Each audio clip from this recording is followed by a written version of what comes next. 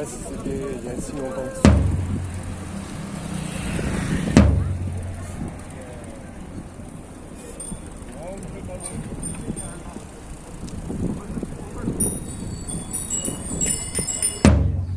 Alors c'est 30 mètres de remonte-fil, c'est tout ce qu'il y a sur la rue Saint-Lucien.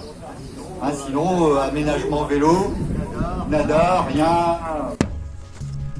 Le premier week-end de juin, Vélo-Oxygène faisait sa Vélorussion à Amiens. L'association historique de défense des cyclistes fêtait la décision de la cour administrative d'appel de Douai qui lui a donné raison. Les recours déposés afin de contester l'aménagement cyclable chaussée Jules Ferry et rue Saint-Fucien ont porté leurs fruits. D'abord chaussée Jules Ferry, la discontinuité avec la rue Jules Barnier et le stationnement en épi sont les principaux problèmes de cette voie. Puis rue Saint-Fucien. Ici, rien dans cette partie de la rue, ou presque, comme l'explique l'avocate de Vélo-Oxygène, maître Marie-Pierre Abizot. Eh bien, on a des remontées et puis plus rien dans l'intervalle.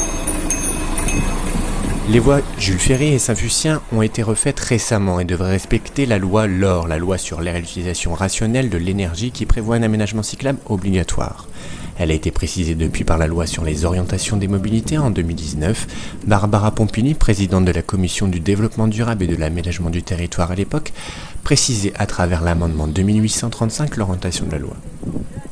L'amendement me tient particulièrement à cœur car il touche à l'application de la loi LOR, l'article 228.2 du Code de l'environnement qui est issu de cette loi oblige à créer des itinéraires cyclables en cas de réalisation ou de rénovation de voies urbaines. Or, comme cela a été souligné lors de l'examen du texte en commission, l'actuelle rédaction de cet article est ambiguë car elle peut laisser penser qu'il est possible de s'affranchir de l'obligation de réaliser ces itinéraires cyclables. J'y suis d'autant plus sensible que dans ma chère commune d'Amiens ont eu lieu d'importants travaux de voirie. Nous avons installé un BHNS, bus à haut niveau de service et un réseau de chaleur qui aurait dû être l'occasion de réaliser des itinéraires cyclables sécurisés. Malheureusement, les réalisations sont très en dessous de ce qu'il aurait fallu faire.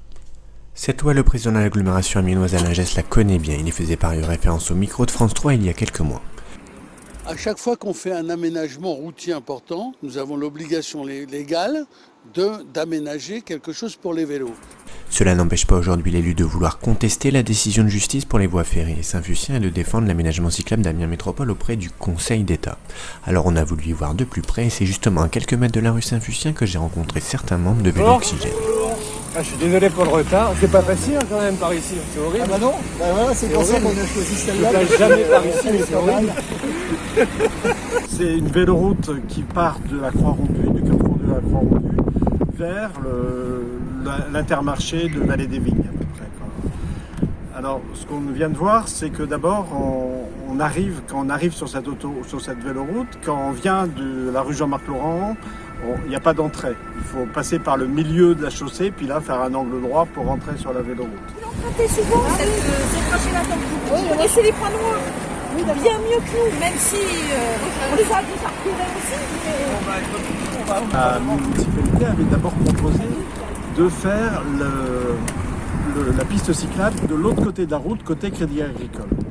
Alors pourquoi on a dit que c'était pas bon? C'est parce qu'en fait la véloroute de côté de la cité scolaire était déjà faite.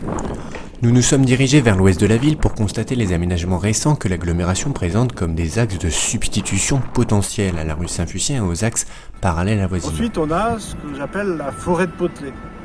On a des tas de petits potelets qui sont plus hauts que le guidon, donc qui sont dangereux, auxquels il faut passer.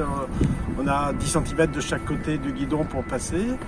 Et là, on ne les a pas vraiment vus parce qu'il y avait des travaux. Donc évidemment, il n'y avait aucune alternative pour les vélos. Il fallait passer soit traverser ou prendre les voitures de face. Mais peut-on parler pour autant d'un véritable plan de circulation cyclable? Le nouveau réseau de bus est-il la cause réelle de tous les problèmes de circulation? Pour les membres de l'association, c'est loin d'être le cas. Dans cette rue Alexandre Dumas, le mobilier urbain et les courbes cassantes et dangereuses sont pointés du doigt, ainsi que la discontinuité de l'ensemble. Le rythme de l'itinéraire cyclable comparé à celui automobile ou celui du bus est saccadé. Il semble sans cesse dépendre des autres infrastructures ou subir des aléas urbanistiques. Et ensuite, donc, on a un double S. On arrive au virage, les grands virages. On a un double S. Quand on roule normalement à vélo, on a une bonne vitesse. Et puis là, tout d'un coup, ça casse la vitesse. On est obligé de descendre, de s'arrêter, de ralentir, d'aller presque au pas. Si les voies automobiles occupent une place définie, plus loin vers l'ouest, sur cette véloroute on ne distingue plus piétons et cyclistes. Le revêtement choisi n'y encourage pas et ça ne devient finalement qu'une voie caillouteuse. Et puis là, on a une grande ligne droite qui était assez agréable, qui l'est moins maintenant parce que la place a été prise par un parking. Et sur c'est un très bel aménagement, il n'a qu'un seul défaut, le revêtement est en gravillon. Et le gravillon, il y a une adhérente de Véloxygène qui est tombée et qui s'est fait très mal. Pour Isabelle Mage, la priorité est clairement donnée aux automobilistes et l'absence de plan de circulation cyclable est flagrante. C'est priorité aux voitures en permanence et sur cet axe, on a aménagé tout pour que la voiture soit ne soit pas embêtée pour tourner à gauche, pour tourner à droite, pour aller tout droit. Et d'ailleurs, moi, ça m'arrive de prendre la rue parce que j'ai droit et je me fais klaxonner par les voitures. Ma fille qui vit à Cambridge en Angleterre, un petit passage qui sort de la gare près de chez elle, les voitures doivent céder le passage aux cyclistes.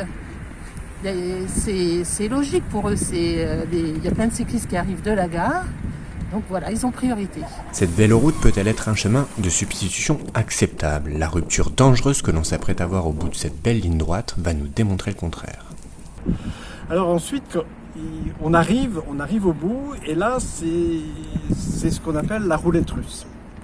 Alors dans un sens, on sort, on arrive, il y a les voitures qui ne nous voient pas arriver, et puis on sort, enfin elles peuvent nous voir arriver, hein, mais on ne sait pas qui a la priorité, personne n'est informé qu'il y a des vélos qui arrivent, et après on la reprend dans l'autre sens quand on revient.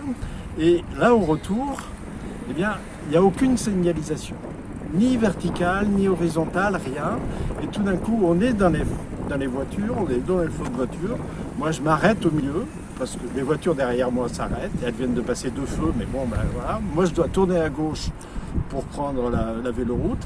Il n'y a pas de signalisation au sol, il n'y a rien qui dit aux voitures en face qu'il y a des vélos qui doivent traverser. Les incorporations de voies, les matériaux, mais aussi les priorités dans le plan de circulation global sont autant de points qui, malgré la présence d'aménagements propres, permet difficilement de considérer cet axe comme une voie de substitution sécurisée, particulièrement d'ouest en est.